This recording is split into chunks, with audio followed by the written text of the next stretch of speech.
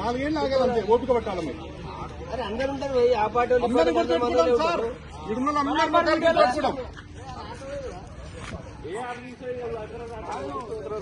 కొంచెమన్నా కాదు ఎవడం మూర్ఖుడు 60,000 చెప్తే ఇంకోటి మీకు సిగ్గు అనిపిస్తలేదా? కొంచెం చెప్తుంది ఇవన్నీ. మీకు ఎప్పుడైనా నైట్లలో ఎవరు ఫ్లెక్సీలు దింపుడు ఎవరైనా చేయరని మీకు ఎప్పుడైనా చెప్పినావా? మేము ఖర్చుకి ఎందుకు కట్టుకుందాం? మేము దొంగతనం చేస్తున్నాం.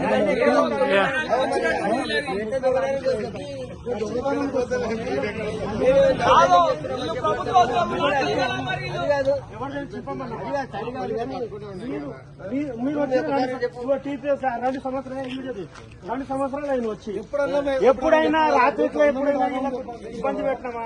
రూలింగ్ ఉన్నప్పుడు కానీ ఇప్పుడు కానీ మా రూలింగ్ లో ఉన్నప్పుడు కూడా ఆయన సహకరించారు. రూల్స్ ప్రకారం హలో ఇలా వినండి ఒకసారి. హలో ఈడ కాదు మీరు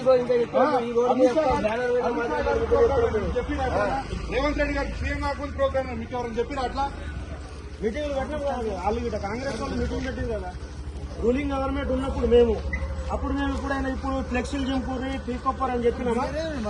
కేటీఆర్ వస్తుండు మా ప్రోగ్రామ్ మేము చేసుకుంటున్నాం. దానికి మీకు పంపించి దౌర్జన్యం ఏంది? అసలు మేము ఏ పార్టీకి వ్యతిరేకం అనలే కదా, ఆ పార్టీ ఈ పార్టీ అంటలేం కదా. ఎందుకంటే ఇట్లా దౌర్జన్యం చేయకూడదు కదా. గ్రూప్లలో పెట్టరు కార్యకర్తలు గ్రూప్లలో పెట్టరు. ఏం మాట్లాడుతున్నాం? పోతాను వాళ్ళ తీసుకొని ఇప్పుడు 10 సంవత్సరాల నుంచి మేమే కాంగ్రెస్ బీజేపీలో కాదు 10 సంవత్సరాల అయితే నీకేం కాదు.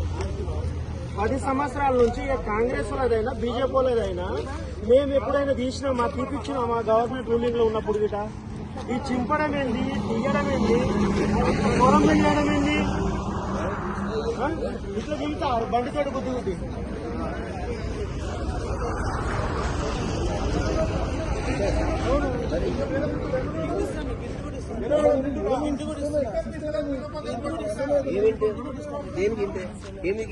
ఎవరికైనా సంవత్సరాల నుంచి మమ్మల్ని పైకి ఆర్డర్ చేస్తుంది. అసలు ఎందుకు చేస్తుంది? చింపడానికి అన్నము అయ్యా ఇవ్వండి లేదంటారా? ఫ్లెక్స్ చింపవచ్చు అట్లా?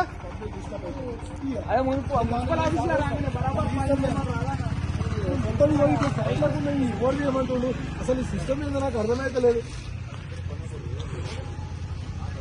కాదు ఇంకో గవర్నమెంట్ కూడా పనిచేస్తుంది. మీరు ఇంకో గవర్నమెంట్ కూడా పనిచేస్తుంది. ఇంకోటి ఎన్ని రోజులు అప్పుడు నేను చెప్పలేమా? వీళ్ళ మాటలు అధికారులు ఏమో 2-3 సంవత్సరాలు వస్తారు పోతారు. వాళ్ళ మాటలని మీరు మాకు తెలియకుండా ఇట్లా చేసిరనుకో నెక్స్ట్ ఒకళ్ళు ఉండరు.